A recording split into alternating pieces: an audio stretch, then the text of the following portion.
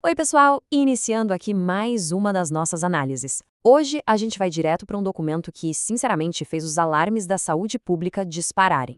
Lá no dia 27 de abril de 2026, o estado de São Paulo soltou um alerta epidemiológico oficial sobre o retorno de uma ameaça que muita gente achava que tinha ficado no passado. Estamos falando de um vírus altamente contagioso que se espalha como um incêndio. Entender como essa ameaça se move e, o mais importante, como parar isso, é exatamente o que vamos fazer agora.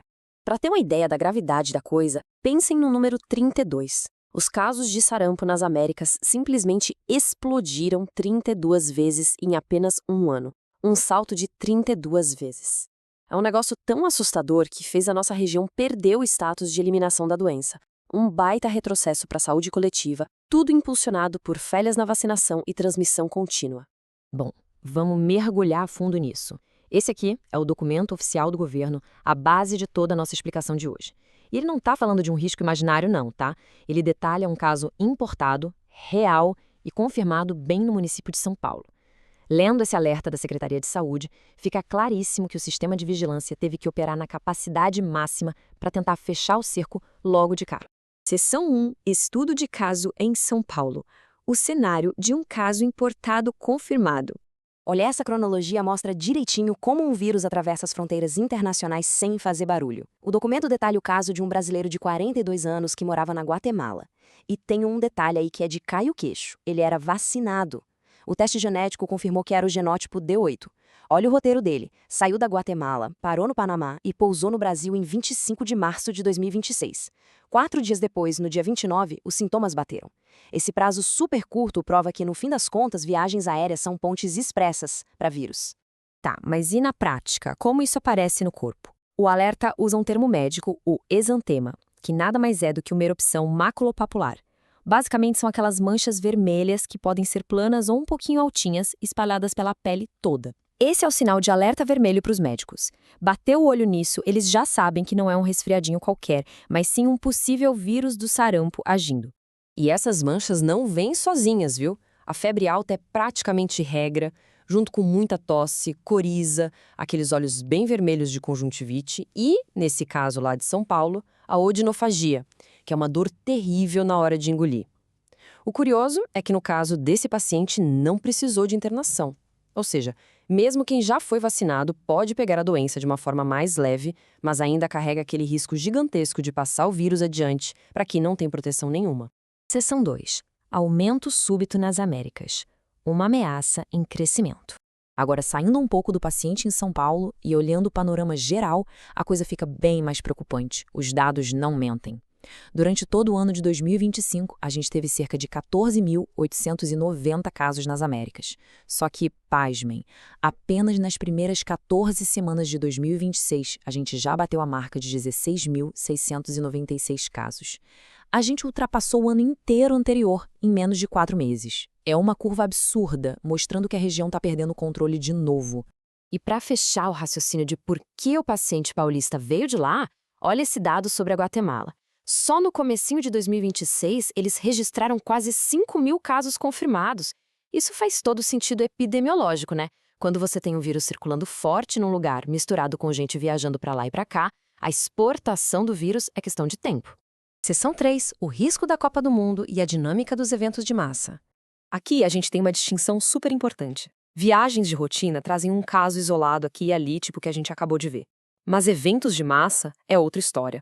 O alerta de saúde bate muito nessa tecla, a Copa do Mundo de 2026. Imagina só, realizar um evento desse tamanho em países que já estão lidando com surtos ativos de sarampo é colocar centenas de milhares de pessoas do mundo todo num caldeirão, multiplicando as vias de contato. O cenário perfeito para o vírus fazer a festa no meio da multidão e depois pegar carona de volta para o mundo todo.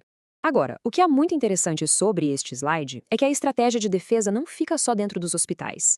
Lógico, crianças pequenas e médicos precisam ser vacinados, mas olha quem mais está na linha de frente.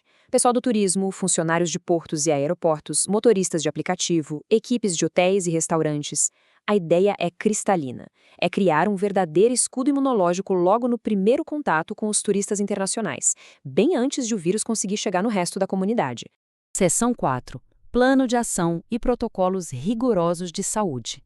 Então, com esse problemão na mesa, o sistema de saúde não pode dar bobeira. tudo começa com um número-chave, 21. Funciona assim. Se alguém chegar no postinho ou no hospital com febre e aquelas manchas na pele, a primeira coisa que o médico tem que investigar é o histórico de viagens internacionais ou se houve contato com viajantes nos últimos 21 dias.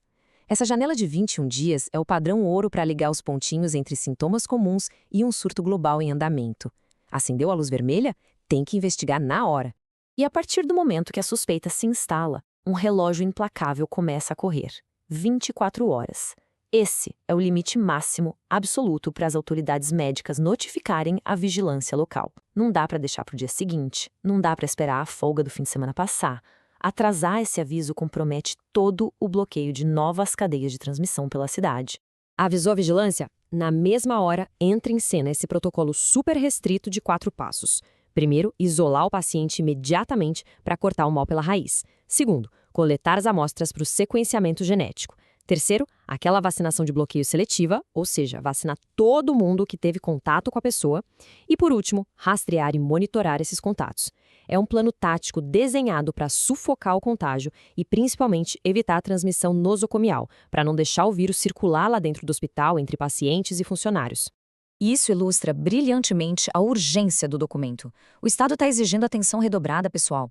Bateu uma síndrome gripal combinada com mancha na pele depois de uma viagem, a regra para os profissionais é o isolamento imediato e o uso de equipamento de proteção voltado para a precaução respiratória, como máscaras específicas contra aerosóis. Por quê? Porque o vírus do sarampo é tão absurdo que pode ficar flutuando no ar muito tempo depois que a pessoa doente saiu da sala. O controle ambiental aqui é de vida ou morte. Então, o ponto crucial é o seguinte: integração. O governo não faz milagre sozinho. Dá para ter a melhor rede de saúde pública do mundo, mas para preservar os nossos avanços contra o sarampo, a verdadeira barreira depende da comunidade.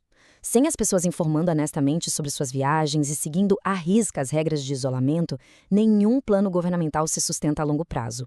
O que nos traz para a reflexão final da nossa análise. O retorno de doenças altamente contagiosas através dos aeroportos é um lembrete pesado de que a segurança coletiva depende invariavelmente da preparação de cada um. Com esse cenário alarmante nas Américas e o mundo todo de malas prontas para a Copa de 2026, a pergunta que deve guiar todo mundo hoje é: a caderneta de vacinação de todos está pronta para o embarque? Esperamos que essa exploração tenha deixado os riscos e os protocolos bem claros. Até a próxima análise.